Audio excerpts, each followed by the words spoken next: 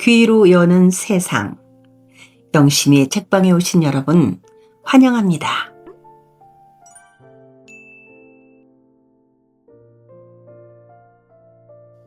오늘 우리는 문순태 작가님의 장편 소설 정읍사 제14편 그 천년의 기다림을 함께하고 있습니다.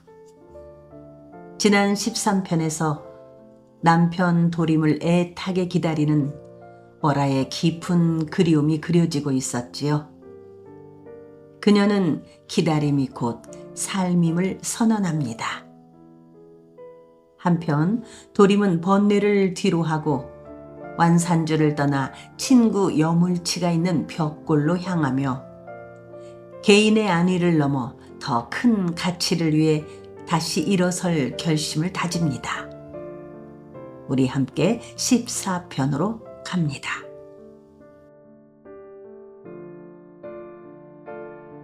정읍사. 그 천년의 기다림. 문순태.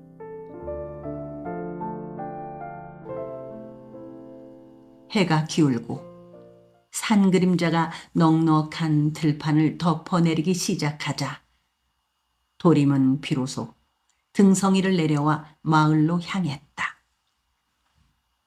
그는 어둠이 내린 뒤에도 쉬지 않고 들려오는 모르쉐의 매질하는 소리를 찾아 발걸음을 옮겼다. 나 뚝개비가 언제 사람으로 환생을 했는가?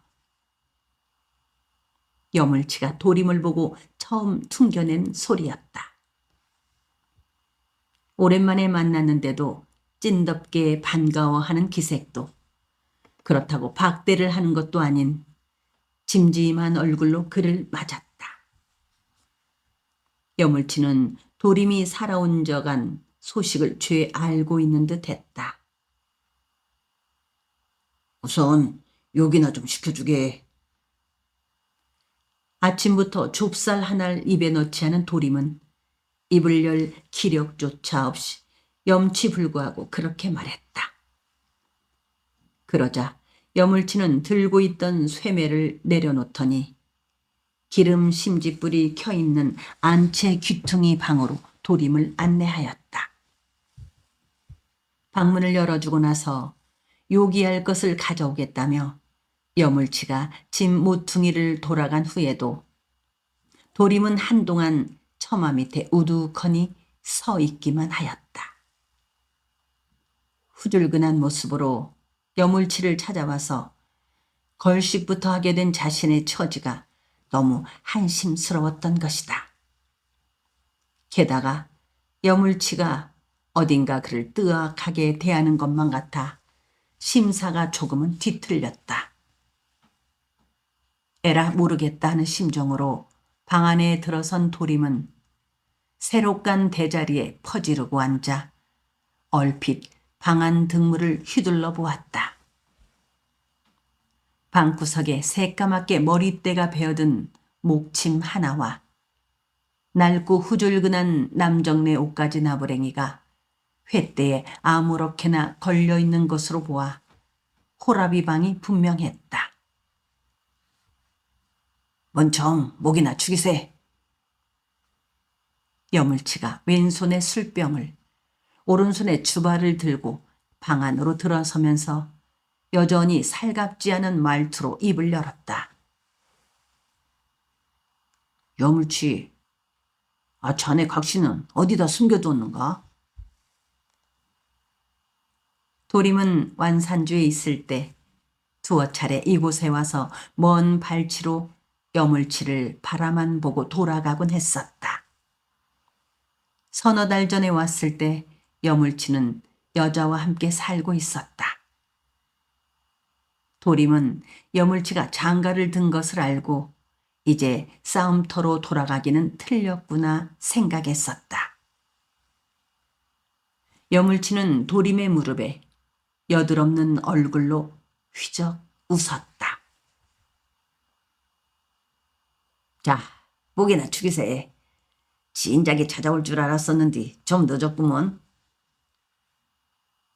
여물치가 주발에 술을 가득 따르며 도림의 묻는 말에는 대답을 하지 않으려는 것을 보고 그들 안팎 사이에 무슨 일이 있구나 하고 짐작하였다. 이런 것이 있으면 얻는 것도 있어야 하는 법인데 우리는 잃기만 하고 얻은 것이란 아무것도 없으니. 여물치가 단숨에 술 주발을 비우며 한숨을 토하듯 큰 눈을 뒤룩거리며 풀무질 소리 내듯 가는 목소리로 말했다. 무슨 일이 있었는가? 도림은 여물치의 대답을 듣고 싶지 않으면서도 그렇게 물었다. 응, 가불었네. 가부르다니. 이 집에 있던 총각 두드리꾼 오고 배가 마저 도망쳐 버렸어. 연놈들을 찾아 대갈통을 깨버릴까 하고 찾아뵀지만은 못 찾았네. 여자 땜시 싸움터에 못 간 게로구만. 연놈들 찾으러 완산주에 3번씩이나 갔었구만. 완산주에 갔을 적마다 낫도깨비가 되어 있는 자네를 뻔 발제해서 봤다네. 완산주에서 나를 봤다고? 도림은 놀랐다. 그렇다면 도림 자신이 두드리집을 몰래 기웃거리다 도란간 것처럼 여물치도 완산주에 와서 그를 바라만 보고 갔단 말인가. 저작거리 벼락 맞은 느티나무 밑에 낫도깨비 모양을 하고 있는 자네를 보고 당장 끌고 오고 싶었네만은 자네가 나를 찾아올 때까지 기다리기로 작정했구먼. 도림은 여물치의 말에 저기 놀라는 척하면서 배시시 웃음을 흘렸다. 도망친 각시가 완산주에 있는가? 3차례나 갔었네만 그냥 먼 발치에서 거동만 바라보고 왔어. 내가 찾아오기를 기다리고 있었던 건 맹키로 자네 각시도 다시 자네한테 돌아올 만을 기다리는 겐가? 요새는 바빠서 각시 생각할 틈도 없구먼. 어머는 있기로 했는가? 돌아오지도 않을 사람을 기다린다는 것이 얼마나 허망한 일이라는 걸 모르는가? 나는 말이지 오지도 않을 사람을 막연하게 기다림시로 허망하게 사는 것보다는 새로운 것을 찾기로 작정했구먼. 나는 자네가 나와 헤어진 후 곧장 싸움터로 돌아갈 줄만 알았네. 싸움터로 돌아가려고 했지? 도림이 자네를 서둘러 집에 보내려고 했던 것도 나만이라도 싸움터로 돌아가려고 그랬어. 나도 눈치챘었다네. 그래서 집에 돌아가지 못했구먼. 나 땜시? 허허 이사. 여물치는 공허하게 웃으면서 오랫동안 도림의 얼굴에서 눈길을 떼지 않았다. 그는 도림에게 무슨 말인가 할 것 같다가 그만두었다. 두 사람은 한참 동안 마주보며 희죽희죽 웃고만 있었다. 말을 하지 않아도 서로의 마음을 헤아리고 있다는 표정이었다. 날이 새면 자네한테 보여줄 것이 있네. 이럴 줄 알았더라면 자네와 헤어지지 않았을 텐디. 자네와 헤어진 후에 정처 없이 떠돌아댕겼네. 완산주에 오기 전에 말인가? 도림은 여물치가 채우쳐 묻자 그동안의 일을 모두 이야기해 주었다. 셋강에서 버들이를 만났던 일이며 그녀를 주막에 남겨둔 채 떠나온 이야기도 했다. 그러자 여물치는 한숨을 몰아쉬며 답답하다는 눈빛으로 한동안 도림을 쏘아보기만 했다. 그래, 자네가 그 버들이라는 처자를 살려냈단 겐가? 아니, 버들이가 나를 살려낸 게제. 자네가 떠나왔으니 그 처자는 양락없이 인자 죽게 생겼구만. 자네는 그 처자를 살려낸 것이 아니구만. 집에도 안 들어갈 요량이라면 버들이라도 데리고 오재 그랬는가? 버들이가 옆에 있으면 영영 집에 못 돌아갈 것이 아닌가. 그것이 무서웠다네.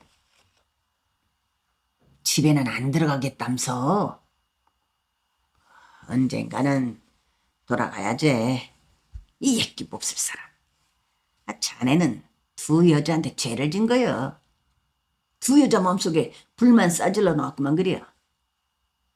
시방 두 여자 속이 쑥검댕이가 되었을 거여. 모르면 몰라도 버들이도 시방 큰 병이 들어서 누워있을 거네. 자네 각시도 불쌍하지만은 버들이도 참말로 불쌍하네. 이를 어쩔 거여. 도림은 더 할 말이 없었다. 여물치의 말에 그는 울컥 목을대에서 뜨거운 김이 뻗질러 오르는 것만 같았다. 다음 날 아침 여물치는 날이 밝기가 바쁘게 도림을 대장간 모퉁이 감나무 옆에 있는 허청으로 데리고 갔다. 통나무를 세우고 이형으로 지붕을 덮은 허청 안에는 두드리집에서 만든 삼지창이 수북하게 쌓여 있었다.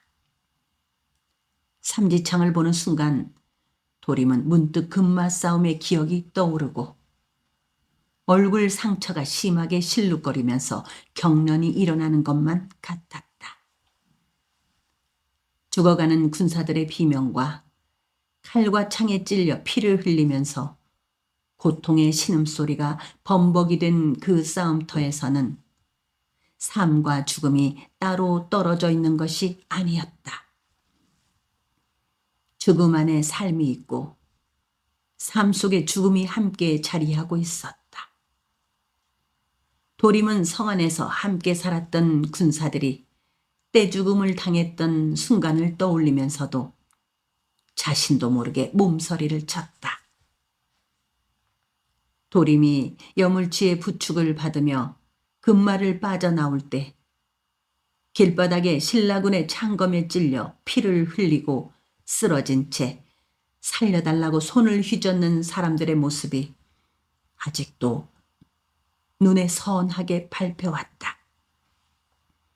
그들의 눈빛은 도림이 죽을 때까지 그의 오목가슴 한복판에 비수처럼 번뜩이며 살아있을 것이었다.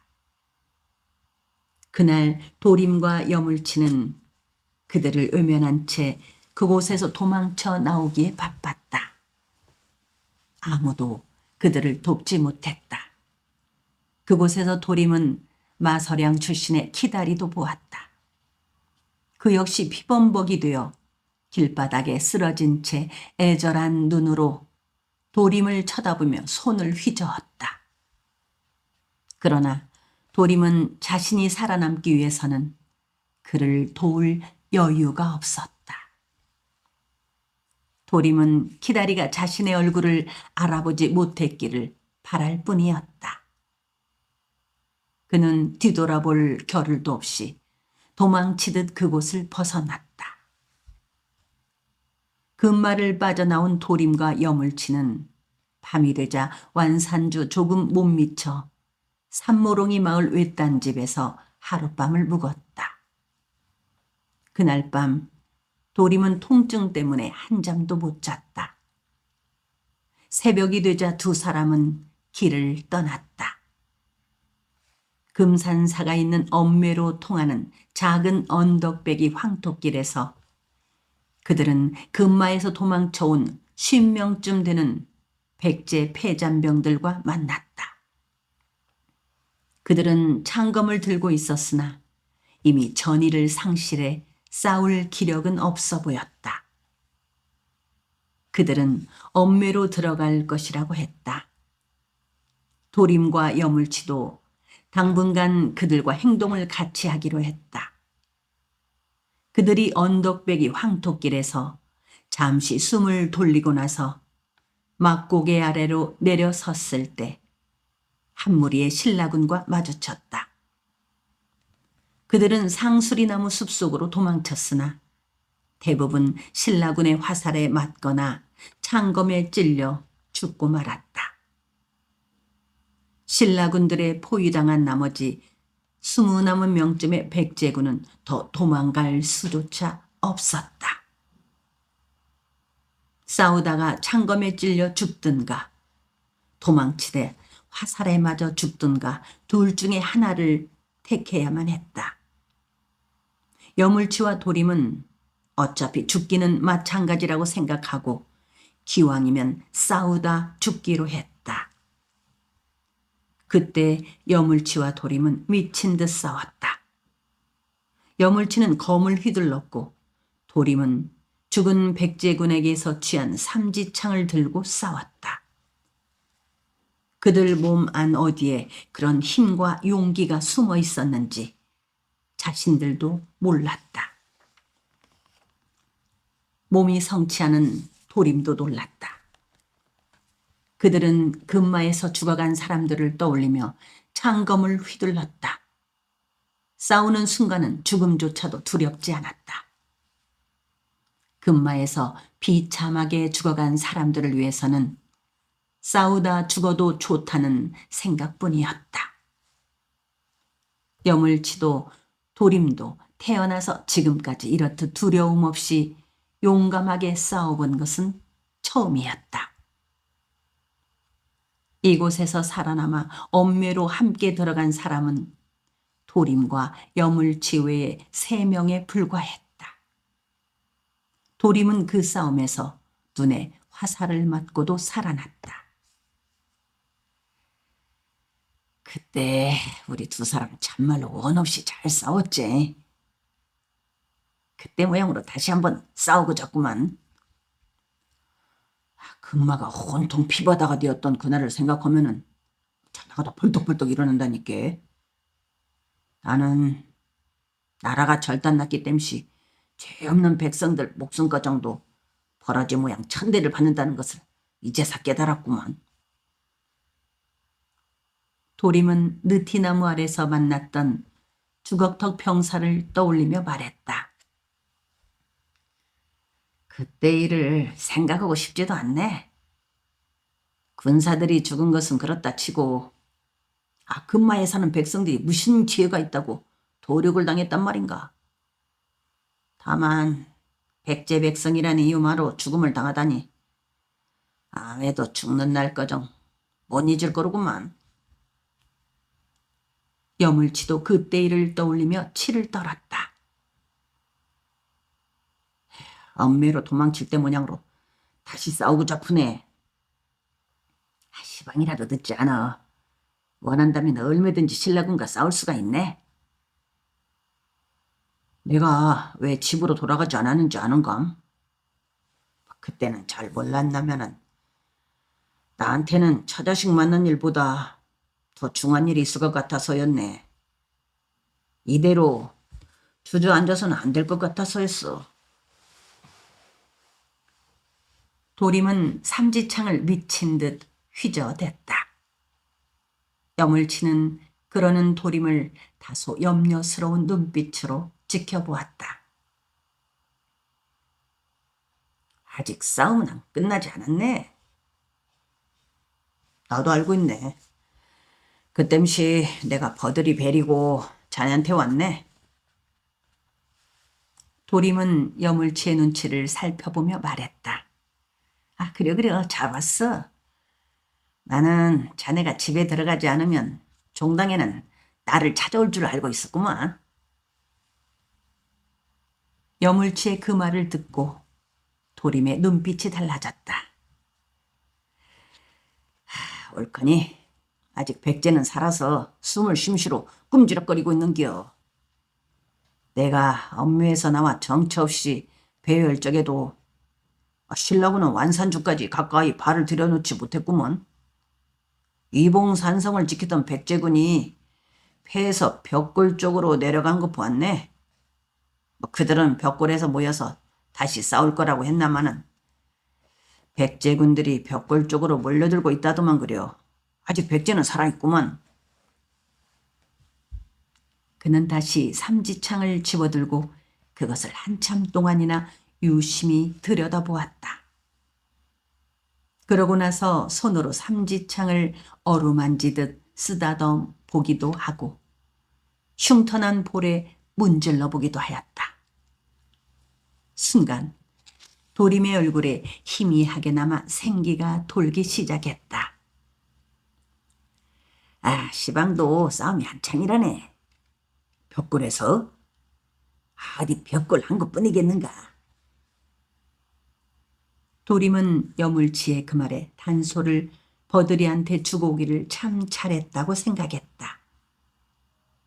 그리고 그는 이제부터 단소 대신에 삼지창을 가지고 다녀야겠다고 결심했다. 나는 말이시 앞으로는 단소를 절대로 불지 않을라네. 단소를 불면 괜시리 마음이 약해짐시로 죽고 잡은 생각만 든단 맛이. 그래서 버들이한테 줘버렸네. 단소 대신에 창을 들게 되면 살고 싶은 생각이 들겠지. 이 삼지창 목숨하고 꼭 같네. 창을 손에 들면 말이시 몸속에 죽어있던 피가 다시 살아난 기분이란게. 피가 뜨거워짐시로 심장이 벌떡벌떡 뛴단 맛이. 창을 잡아본 사람만이 느낄 수 있지. 여물치 또한 조금 전에 도림이 했던 대로 삼지창을 단단히 쥐고 마구 허공에 휘저어댔다. 그러고 나서 도림을 보며 말을 계속했다. 삼지창 맹그느라 새를 두드름시로 자네 생각 많이 했구먼. 나 또깨비 모양으로 사는 나를 비웃었겠지. 자네가 나를 찾아오기 기다렸다네. 나는 말이시 진짜 목숨값을 하고 잤구만. 여물치는 도림으로부터 그 같은 말을 듣게 되리라고는 상상하지 못했다. 그는 오랜만에 얼굴에 넉넉한 미소를 머금어 날렸다. 전사들한테 이 창이야말로 목숨과도 같은겨. 내가 자네 부축을 받고 금마에서 빠져나와 엄매로 들어갈 때가 생각나네. 내가 눈에 화살을 맞았을 때 말이여. 적군과 마주쳐서 삼지창으로 적의 배때기를 푹 쑤시는 순간에 화살이 쌩 하고 날아와서 내 눈에 박혔는디. 그때 나는 내 눈에 화살이 박혔다는 거를 알고 있음시로도 내 걱정은 안 오고 삼지창으로 적의 가슴팍을 다시 찔렀다네. 나는 내 눈에 박힌 화살을 빼낼 생각보다는 적을 완전히 죽여야 한다는 생각뿐이었어. 그래야 내가 살 수 있다 싶어서 삼지창으로 적을 찌르고 또 찔렀네. 나는 내 삼지창에 찔린 적이 신음소리조차 내지 못하고 완전히 숨을 거둔 후에야 내 눈에서 화살을 뽑았네. 어깨를 다쳤을 때도 마찬가지였구먼. 얼굴이 섬찟해서 손바닥으로 훔쳐봤더니만 시뻘건 피가 묻더라니까. 피를 보니까 갑작스럽게 염통이 후끈거리는 것 같더만.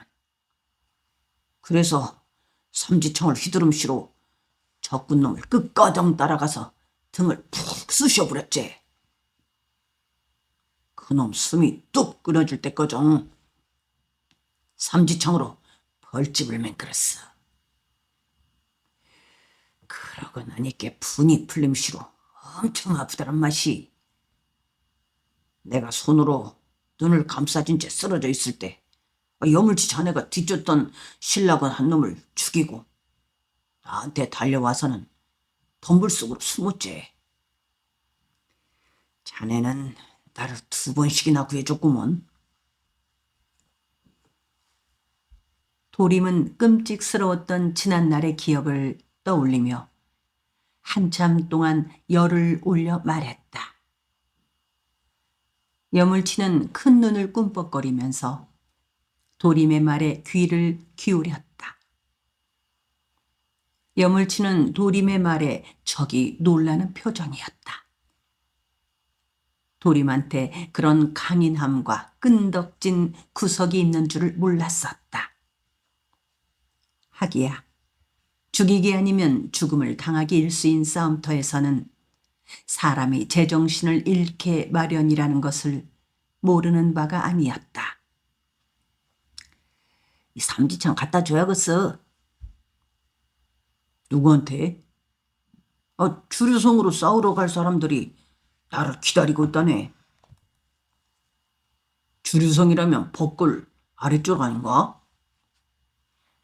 주류성의 복신장군이 진을 치고 있네. 복신장군이 주류성에서 군사를 일으켜 빼앗긴 백제 땅을 다시 찾으실 것이네. 그러니까 자네가 맹근 이 삼지창은 그렇다네. 이 삼지창은 주류성에 갖다 줘야 한다네. 그러고 보니 내가 헛지랄을 하고 있을 때 자네는 할 일을 제대로 하고 있었구만. 도림은 흥분을 가라앉히지 못해 상반신을 거듭 흔들어대면서 말했다. 어느덧 하늘이 희불그레하고 물들고 있었다. 무심코 하늘을 쳐다보던 도림은 하마터면 큰 소리를 내지를 뻔했다. 하늘 높이 검독수리 한 마리가 화살처럼 솟아오르고 있는 것을 보았기 때문이다. 그때 두리집 모퉁이 늙은 오동나무 위에서 까마귀가 갑작스럽게 낭자하게 울었다. 도림은 검독수리가 솟아오르고 있는 쪽빛 하늘을 쳐다보고 있었고 여물치는 까마귀가 우짖는 오동나무 우둥지에서 눈길을 떼지 않았다. 도림은 하늘에 떠있는 검독수리로부터 한동안 눈길을 거두지 못했다. 얼마 만에 다시 본 검독수리인가. 그는 오랜만에 검독수리를 다시 보게 되자 너무도 반가워 가슴이 뛰었다. 그가 여물치와 헤어져서 한동안 세상을 배회하던 동안에 검독수리는 한 번도 나타나지 않았었다. 도림은 검독수리에게 자신을 알리고 싶어 허리춤을 더듬어 단소를 찾았다. 그러나 단소를 버들이한테 놓고 온 것을 알고 씁쓸하게 웃었다. 그는 단소를 볼 수 없게 되자 대신 까치발을 하고 서서 손을 흔들어 주었다. 그런데 그동안 왜 검독수리는 한 번도 나타나지 않았을까? 그러고 보니 도림이 고통스러움을 겪고 있을 때는 약속이나 한 듯 검독수리가 나타나지 않았던 것 같았다. 업무에서 숨어 살 때도, 벽골을 떠도름할 때도, 완산주 주막에 빌부터 지낼 때도 검독수리는 나타나지 않았다. 그러던 검독수리가 왜 이제야 다시 나타난 것일까? 어쩌면 지금 나타난 검독수리는 샘바다의 삼신산 하늘에서 그를 지켜보곤 했던 바로 그 검독수리일지도 모른다는 생각이 들었다. 검독수리가 다시 나타난 것을 보니 그에게 좋은 일이 있을 것 같은 예감이 들었다. 샘바다에 살고 있을 때나 그가 위급할 때는 검독수리가 나타나 그에게 힘을 주곤 하지 않았던가. 이 사람아, 뭘 꿈을 그리는가? 여물치가 도림을 재촉했다. 그러나 턱끝을 쳐든 도림은 하늘에서 눈길을 거두지 않고 있었다. 좋은 일이 있을 것 같구만. 저 검독수리 보이지? 검독수리는 왜? 나를 도와주려고 날아왔어. 검독수리가 자네를 도와준다고? 우리 아버지는 검독수리가 되고 잡다고 하셨거든. 날개를 쭉 펴고 하늘에 떠서 나를 찬찬히 내려다보고 있지 않은가? 무슨 소리라는겨? 암튼 좋은 일이 있을게요. 자, 어서 가세요. 도림이 한참 후에야 하늘로부터 눈길을 회수하여 여물치를 보며 말했다. 도림의 목소리에 활기가 넘쳤다. 오랫동안 그의 몸에서 떠나 있던 검독수리가 다시 날아들어온 기분이었다. 도림은 백제가 온전하게 신라 군사들 발뿌리 아래 짓밟히게 된 것으로만 알고 있던 터에 아직도 많은 백제 군사들이 여러 곳에서 죽음을 두려워하지 않고 마지막까지 싸우고 있다는 소식을 듣게 되자 두 팔에 힘이 불끈 솟으면서 마음이 조급해졌다. 그는 비로소 샘바다로 곧바로 돌아가지 않았던 것을 잘한 일이었다고 생각했다. 늦기는 했지만 그것을 깨닫게 된 것이 참으로 다행이다 싶었다. 조류성 가는 길. 금마와 황산벌 싸움에서 백제 군사와 백성들이 떼죽음을 당하고 의자왕과 태자가 당나라에 투항한 것으로 백제가 완전히 멸망한 것은 아니었다. 백제의 광복군은 신라와 당나라 연합군에 대한 저항을 계속하고 있었던 것이다.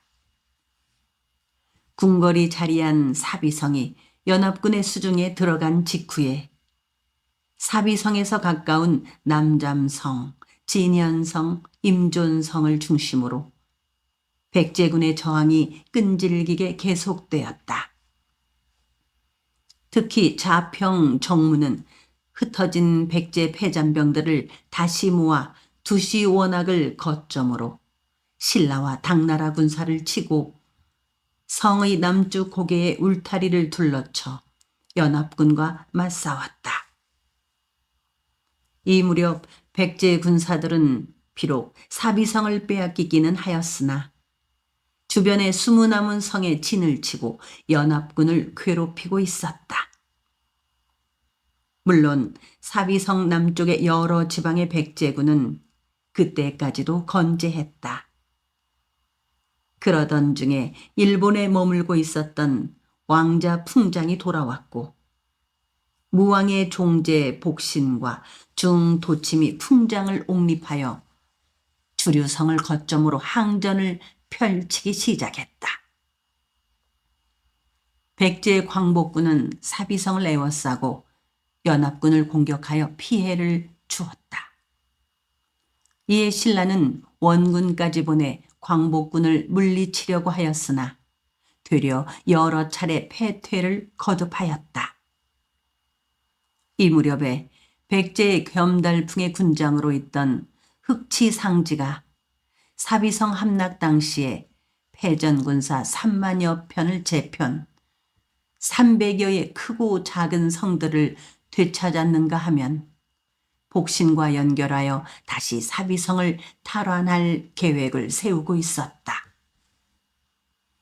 한편 웅진 도독으로 임명된 검교대방 주자사 유인규가 사비성이 함락된 이듬해 3월에 도성에 당도하여 백제 광복군에 대한 공격 채비를 서두르자 백제군은 백강으로 물러가 맞싸웠다. 이 싸움에서 백제군은 1만여 전사자를 내고 임존성으로 퇴각을 하지 않을 수 없었다.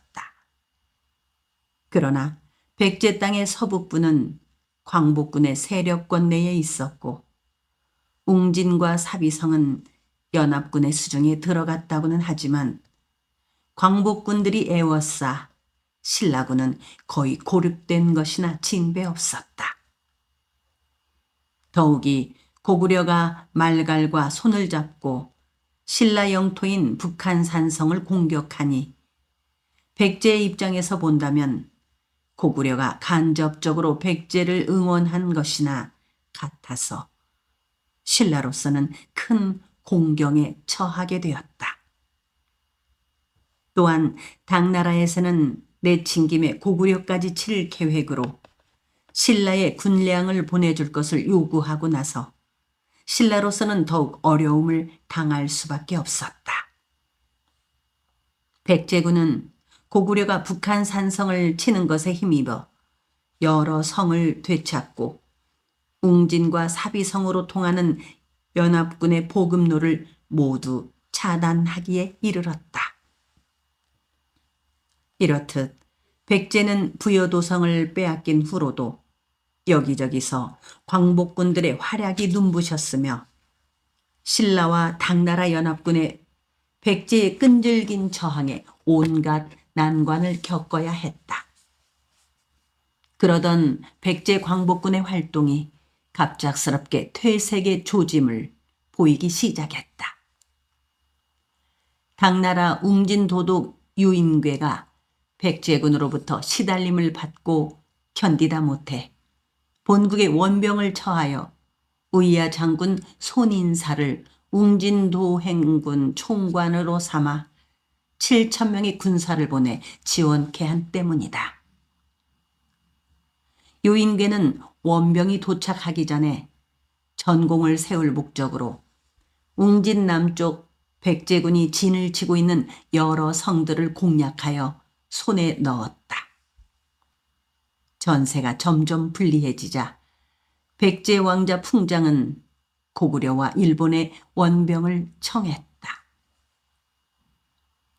여물치는 백제군의 전세가 차츰 기울고 있다는 사실은 아직 모르고 있었다. 그가 넉 달 전에 황소바리에 삼지창을 싣고 주류성에 가보았을 때까지만 해도 백제군의 사기는 금방이라도 도성을 빼앗을 것 같이 충천에 있었던 것이다. 여물치와 도림은 해가 설핏하게 기울기 시작해서야 소바리에 삼지창을 가득 싣고 두드리집을 떠났다. 길을 떠나기 전에 도림은 여물치의 안내를 받아 두드리집에서 20 남은 행보쯤 떨어진 큰 대문이 있는 기와집으로 가서 두드리집의 주인이며 삼지창을 만들 수 있게 도와주는 여물치의 장형을 만났다. 도림은 여물치의 장형이 두 다리가 없는 안전뱅이라는 것을 알고 적이 놀랐다. 그게 우리 큰댁 장형님은 백제 군장이셨네. 10여 년 전에 신라를 치러 갔다가 되려 김유신한테 역습을 당해서 붙잡혔다네. 그때 신라군이 우리 큰댁 장형님의 두 다리를 절단하여 3년산에 팽개쳤는데 산속에서 늙은 중을 만나 목숨을 건지셨다네. 집에 돌아온 큰댁 장형님은 그 후부터 여지껏 두드리집에서 삼지창을 맹글어 백제군에 대주고 있다네. 모든 재산을 다 바쳐서 이 일을 해오고 있구만. 그러던 차에 도침 스님이 영차 장군이 되어서 주류성에서 장차 도성을 되찾기 위해 진을 치고 있다는 소식을 듣고 삼지창 맹그는 일에 부쩍 열을 올리게 되었다네. 우리 큰댁 장형님은 중이라면 쪽을 못 쓰시거든. 두 다리가 잘린 채 3년산에 버려졌을 때 중을 만나 살아남을 수 있었기 땜시 그러시는 게지. 여물치는 그의 사촌 장형에 대해서 긴 설명을 늘어놓았으며 도림을 감복한 듯 거듭 고개를 끄덕거렸다. 도림은 여물치의 사촌 장형을 만나고 또 그의 두 다리가 잘린 연유를 듣고 나서 어쩌면 도림 자신의 처지와 비슷한 사람도 있구나 생각하였다. 아니, 여물치의 사촌 장형 처지가 도림 자신보다 훨씬 더 비참하다는 생각을 하였다.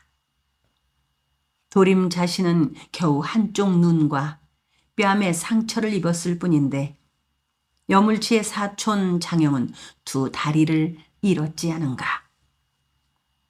상처의 비중으로 따지자면 도림 자신의 그것은 아무것도 아니었다. 그런데도 여물치의 사촌 장영은 그렇게도 당당하고 떳떳하게 살아가고 있지 않은가. 그를 보았을 때 애처로움이나 가여운 생각은 조금도 들지 않았다. 오히려 성한 사람보다 더 심신이 건강해 보였다. 절망이나 고통, 번민, 방황의 그림자 따위는 보이지 않았다. 도림은 그런 여물치의 사촌 장영 앞에서 몸을 가눌 수 없을 만큼 초라하게 느껴졌다. 그는 여물치의 사촌 장영이 두 다리를 잘린 채 삼신산에 버려졌을 때 절망적이고 고통스러웠을 순간을 생각해 보았다. 여물치 자네는 뭐 땜시 나를 자네 장영한테 인사시켰는가? 도림은 친구의 내심을 한껏 헤아리고 있으면서도 넌지시 물었다. 기실 도림은 그렇게 묻고 있는 순간에도 자신에 대해 꾸릿꾸릿한 부끄러움을 느꼈다. 실은 자네가 완산주 저작거리에서 나토깨비 모양으로 살아가고 있을 때 우리 큰댁 장영님한테 자네 이야기를 했더니 언제 한번 자네를 데리고 와보라고 하셨네. 장영께서 나를? 아마 자네한테 해주고 싶은 말이 있었던 모양이여. 아무 말도 안 하시지 않았는가? 말씀은 안 하셨지. 그래도 뭔가? 근데 장영님께서 두 다리를 잃으신 후에 훨씬 더 강해지셨다는 것을 자네한테 보여주신 거네. 그리고 우리 큰댁 장영께서는 절대로 백제는 망하지 않는다고 믿고 계시네. 그것이 우리와 다르네. 큰댁 장영님 앞에서 백제가 망한다는 말을 했다가는 벼락이 떨어지네. 당신의 목숨이 붙어있는 한 백제는 멸망하지 않는다고 하신다네. 그러기에 요즘하게는 삼지창 맹그는 일에 다 극성이시제. 도림은 여물치의 그 말에 한동안 할 말을 잊어버리고 말았다. 그가 살아있는 동안 지금처럼 자신이 왜소하고 초라하게 느껴진 적은 없었다. 도림은 자신도 모르게 긴 한숨을 토해냈다. 그것은 회한의 뼈저린 울부짖음과도 같았다. 그는 갑자기 지난 몇 달 동안의 삶이 물거품보다도 더 허망하고 바람보다 더 허적한 생각이 들어 문득 하늘을 올려다보았다. 서편 하늘이 치잔물을 흩뿌려 놓은 것처럼 붉게 타오르고 있었다. 노을이 타오르는 하늘 높이 검독수리 한 마리가 온통 날개가 붉은 빛에 젖은 채 커다란 불덩이처럼 솟아오르고 있었다. 도림은 그 새가 아침에 화살처럼 솟아오르던 그 검독수리일지도 모른다는 생각에 갑자기 가슴이 떨려왔다. 도림은 어쩐지 자신의 새로운 삶이 열릴 것만 같은 설렘으로 약간은 기분이 달떠있기까지 하였다. 도림의 운명을 예시하듯 불덩이처럼 하늘 높이 솟아오르던 검독수리는 더 이상 보이지 않았다. 검독수리가 보이지 않게 되자 곧 하늘의 붉은 기운이 사그라지면서 어두운 그림자가 두껍게 깔려오기 시작했다. 그리고 잠시 후에 달이 떠올라 그들의 발길을 밝혀주었다. 여물치는 길말을 잡고 도림은 황소의 꽁무니에 바짝 붙어서 화사한 초저녁의 달빛을 무겁게 받으며 넓은 들판을 가로질러 걸었다. 들판을 지나 다시 가파른 고갯길이 기다리고 있었다. 주류성에는 새 임금이 계신다고 했지? 고갯길의 초입에 들어서면서 도림이 뚜벅 물었다. 뭐 일본에 계시던 왕자를 모셔다가 새 임금으로 삼았다더만. 새 임금이면 어떤 분이란가? 하된들 알겠는가? 자세한 것은 모르지. 내가 아는 것은 태자 부여웅은 도성이 함락되자 맨 먼 처음 소정방 함께 엎드려서 항복했고, 둘째 왕자 태가 끄끄정 도성을 지키다가 폐하해서 임금과 함께 당나라로 붙잡혀가자 복신이 일본에 가 있는 왕자를 모셔왔다는 거요. 하면 복신 장군은 또 누군가? 의자왕 종제요 자평버스를 지냈다고 하더만. 참말로 백제를 되찾을 수 있을까? 도림은 그렇게 묻고 나서 이내 후회하였다. 우리 큰댁 장형님 말 못 들었는가? 삼지청만 많이 맹군다고 해서 싸움에 이길 수는 없는 거 아닌가? 중요한 것은 이기고 지는 것이 아니라네. 답답도 하구만. 이기자고 싸우는 건디. 도림은 아무래도 여물치의 그 같은 말에 납득이 가지 않는다는 듯 연신 고개까지 갸웃거리며 중얼거렸다.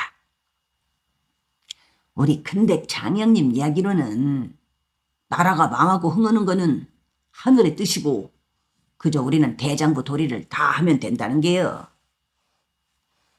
대장부 도리가 뭔디? 목숨을 부지하려고만 들지 말고 나라를 위해서 마지막까지 싸우자는 거지. 그런디도 이기고 지는 것이 중요하지 않다 이거요? 우리 큰댁 장형님 많이 달라지셨다네. 두 다리가 잘린 채로 3년 산에 버려져서 구사일생으로 살아오신 후로 사람이 싹 달라졌다니까. 아매도 3년 산에서 목숨을 구해줬다는 그 늙은 중 때문일 거요. 재물에 대한 욕심도 목숨에 대한 애착도 없어진 것 같아. 이 세상 모든 거 우리 눈에 비치는 거는 한갓 물가품에 지나지 않는다느니, 이 세상은 시작도 끝도 없다느니, 우리가 갖고 싶어하는 재물이나 높은 지위는 번개불이나 풀잎에 맺히는 이슬과 매한가지라느니. 두 다리를 잃었기 땜시 아무것도 더 바랄 것이 없으신 거지. 도림 자신도 지금껏 이 세상을 구차스럽게 살아가고 있는 것 자체가 한바탕 꿈이요, 육신의 거푸집까지도 언제 사그라질지 모르는 그림자에 불과하다고 생각하지 않았던가. 아니야, 다리 땜시 비가 나시진 않았어. 나는 말이시. 도림은 어두를 떼고 나서 이내 다음 말을 잊지 못하고 한참 동안이나 망설이는 듯하였다. 나는 말이시, 요번 싸움에 기어코 이겨야겠네. 백제가 망한 건 어쩌건 상관없이 난 꼭 이겨야겠어. 도림은 결연하게 말했다. 무슨 말인가? 요번 싸움에 이기면 집에 돌아갈 수 있을 것 같구먼. 거야 목숨이 붙어 있으면 집에 갈 수 있겠지. 목숨이 붙어 있어도 싸움에 짐에 돌아갈 수는 없네. 무슨 말인지 모르겠구먼. 그러나 도림은 싸움에 지게 되면 비록 목숨이 붙어 있다 할지라도 왜 고향에 돌아갈 수 없는 것인지 그 연유를 여물치에게 세세히 설명하지 않았다. 그것을 자신도 어떻게 설명해야 좋을지 몰랐다. 다만 그가 스스로 다짐한 바로는 이번 싸움에서 이기기만 한다면 한쪽 눈과 얼굴에 흉측스러운 상처 따윈 마음 쓰지 않고 눈부신 대낮에 헌걸차게 모습 드러내놓고 당당한 목소리로 아들놈의 이름을 외쳐 불러대며 집안으로 들어설 수 있으리라는 것이었다. 그러면서 그는 여물치를 다시 만나게 된 것은 천지신명님께서 집에 돌아갈 수 있게 하기 위해 기회를 베풀어 주신 것이라고 생각했다. 아직 모르는가? 도림이 여물치 옆에 바짝 붙어서며 물었다. 주리성에는 내일 아침에나 당도 올 것세. 그 전에 절집에 가서 만나볼 사람들이 있네. 그 사람들이 누구요? 만나보면 알게요. 우리 큰댁 장형님 말로는 백제를 위해서 죽기를 각오하고 싸운 사람들이라만. 나도 요번에는 정말로 잘 싸울 자신 있다네. 아이, 살아서 집에 돌아갈 국리나 어서. 기다리는 여편의 생각도 해야지. 언젠가는 떳떳하게 저 자식 앞에 나타나고 말 거요. 도림은 집에 있는 월화를 생각할 때마다 자신의 육신이 바람이 되어 천지간의 흔적조차 없이 산산이 흩어져 버리는 듯한 고적감에 떨었다. 그 처절한 순간만은 자신이 이 땅에 발붙이고 살아있는 것 같지가 않았다. 그리고 그는 나는 죽은 사람이다. 나의 넋만이 이 세상을 홀로 쓸쓸하게 떠도름하고 있을 뿐이라고 마음속으로 대내유곤 하였다. 집에 있는 월화를 생각할라 치면 가슴에 삼지창이 꽂히고 숨이 턱 끝까지 차오르면서 사지가 말갈기처럼 산산이 찢기는 듯한 아픔을 느꼈다. 그 아픔을 견뎌내기 위해 술을 퍼마셔야만 했고 때로는 버들이를 품어 안아야만 했다. 그러고도 고통을 참을 수 없을 때는 목을 메고 싶었다. 도림은 샘바다를 떠나오던 때를 돌이켜보았다. 검단 소금밭으로 떠나던 날 새벽, 달기와 함께 괴다리까지 따라 나온 월화는 이번 장사길은 며칠이나 걸리느냐고 거듭 물었었다. 열흘 남짓 걸릴 것이라는 말에 월화는 탄식과도 같은 한숨을 내쏟았다. 그날 월화는 한사코 그만 들어가라고 했는데도 오래도록 괴다리에 서서 남편의 뒷모습을 바라보고 있었다. 그가 월화를 생각할 때마다 괴다리에서 마지막 보았던 그때의 모습이 떠올랐다. 월화의 마지막 모습을 떠올리자 갑자기 목구멍이 후끈거리면서 콧등이 시큰해졌다. 그려, 나를 기다리고 있는 우리 각시 생각도 해야지. 대장부답게 싸워서 꼭 이겨야지. 그래서 집에 돌아갈 수가 있으니까. 도림은 달을 쳐다보며 말했다. 그는 둥근 달 속에서 홀로 처연하게 서 있는 월화의 모습을 발견하고 갑자기 걸음을 멈추었다. 도림과 여물치는 잠시 후에 들판 한가운데를 가로질러 그리 높아 보이지 않는 야산의 좁장한 골짜기 안으로 휘어들어갈 한참을 걸었다. 골짜기 끝자락에 이르자 숲속에 불빛이 출렁거리는 절집이 보였다. 달빛 속에 오롯이 모습을 드러낸 절집은 작지만 단아해 보였다.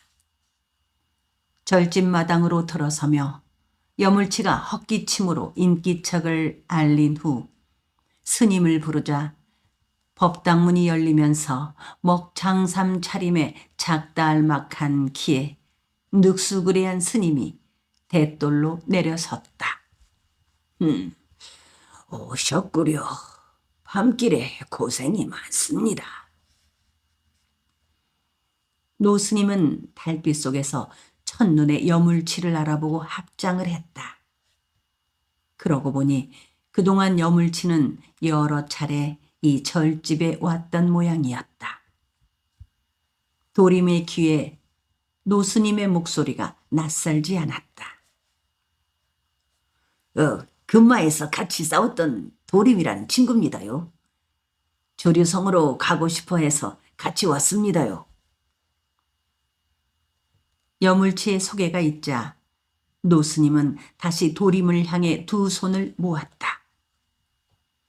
도림은 합장 대신 공손하게 허리를 굽히다 말고 갑작스럽게 고개를 쳐들고 노스님을 보았다. 미륵사 월명 스님이 분명했다. 그러나 월명 스님은 얼굴이 상한 도림을 알아보지 못했다. 이놈 용화산성에 있던 단소쟁이 도림입니다요. 도림은 월명 스님 앞에 풀썩 무릎을 꿇고 엎드렸다. 뭐라? 자네가 단소쟁이 도림이라. 월명 스님도 쪼그리고 앉으며 도림의 두 손을 덥석 부다놨다. 지가 금마 싸움에서 얼굴을 다쳤구만요. 그랬었구만. 내가 자네 단소 소리를 참 좋아했지. 월명 스님은 도림의 두 손을 부다나 일으켰다. 스님께서 여기에 와 계신 줄은 몰랐구만요. 도님이 그렇게 말하고 옆에 멀거니 서 있는 여물치를 얼핏 돌아보았다. 왜 월명 스님이 여기 계시다는 사실을 미리 말해주지 않았느냐고 핀잔을 주는 눈빛으로 금마가 절단이 나고 이리 옮겨왔다네. 나는 자네가 금마에서 죽은 줄로만 알았구만. 그때 죽지 않고 살아서 이 벌을 받습니다요. 자, 우선 짐부터 내려놓으세. 여물치가 도림의 말을 잘랐다. 도림과 여물치는 씻고 온 삼지창을 내려놓고 손은 절집 입구 늙은 소나무 밑동에 묶었다. 월명 스님이 여기 계신 줄 몰랐구만. 스님은 여기서 신라와 싸울 장정들을 모으고 계시네. 스님이 우리 큰댁 장영님한테 절집에 장정들이 모였다는 기별을 보내오면 나는 여기 그 모인 숫자 많지 삼지창을 맹글어서 가져오는구만. 스님은 아주 큰일 하고 계신다네. 여물치가 속삭이듯 말해주었다. 스님은 그 사이에 숙설간으로 들어가더니 이미 끓여놓은 여물죽을 퍼가지고 와서 소나무 밑동에 있는 여물통을 채웠다. 여물죽 냄새가 향긋했다. 스님을 따라 법당으로 들어선 도림은 한 무리의 낯선 장정들이 벽돌림으로 앉아있는 것을 보고 흠칫 놀라는 눈빛을 하며 멀뚱히 서 있었다. 얼추 15명쯤 된직한 장정들의 눈길도 일제히 여물치와 도림에게로 쏠렸다. 방금 연장을 가시고 오셨다오. 이 젊은이는 주류성으로 가기를 원한다니 내일 새벽에 함께들 떠나도록 하시오. 스님이 장정들과 도림을 번갈아 보며 말했다. 도림과 여물치가 장정들을 향해 고개를 숙이자 그들도 일제히 답례를 했다. 이 친구는 나와 같이 금마 용화산성에서 신라군과 싸우다가 얼굴을 다쳤구만요. 장정들 중 몇 명이 도림의 험한 얼굴을 흘깃흘깃 훔쳐본 것을 눈치챈 여물치가 좌중을 둘러보며 말했다. 여기 앉으시오. 새벽에 떠나자면 한숨 붙여야 할게요. 장정들 중에서 덩치가 크고 눈이 부리부리하게 생긴 사내가 옆으로 바짝 다가앉아 자리를 만들어주며 도림을 향해 손짓을 했다. 도림은 어금지금한 또래의 덩치 큰 사내 옆에 비집고 앉았다. 그간에 고초가 크셨겠소? 덩치 큰 사내가 우악스러운 손을 도림의 어깨에 얹고 가볍게 흔들며 호의적이고도 동정어린 말투로 입을 열었다. 죽지 못하고 살아난 것이 부끄러울 따름 있죠.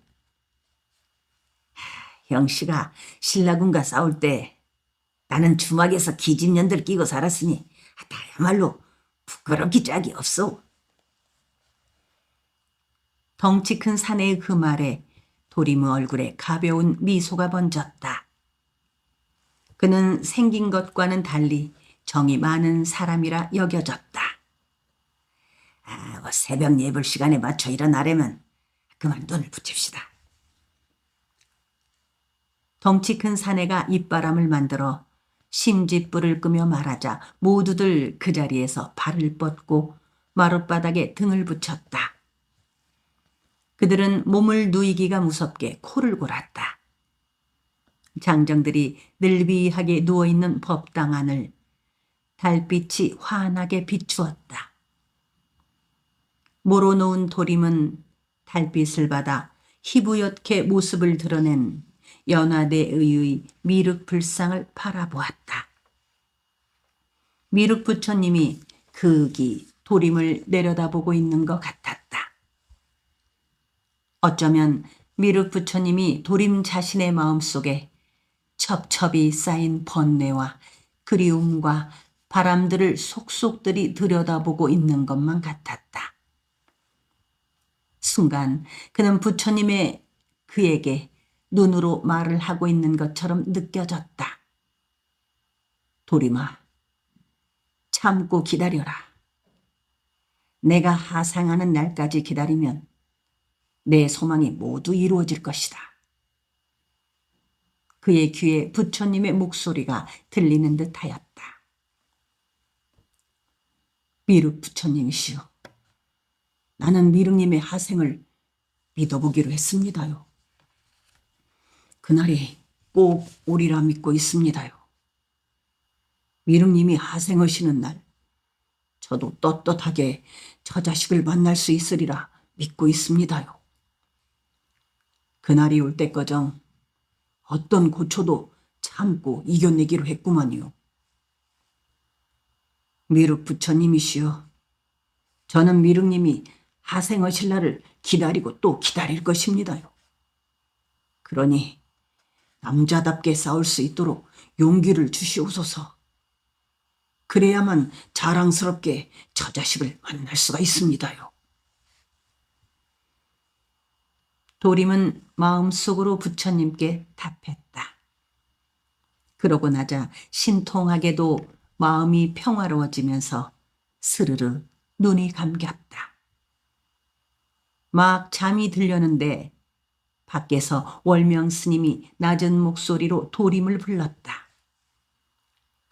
그는 스님을 따라 법당 옆에 있는 방으로 들어섰다. 월명 스님의 거처인 듯 싶은 작고 조촐한 방 안에는 심지불이 출렁이고 있었다. 도림은 스님이 좌정하기를 기다렸다가 자리에 앉았다.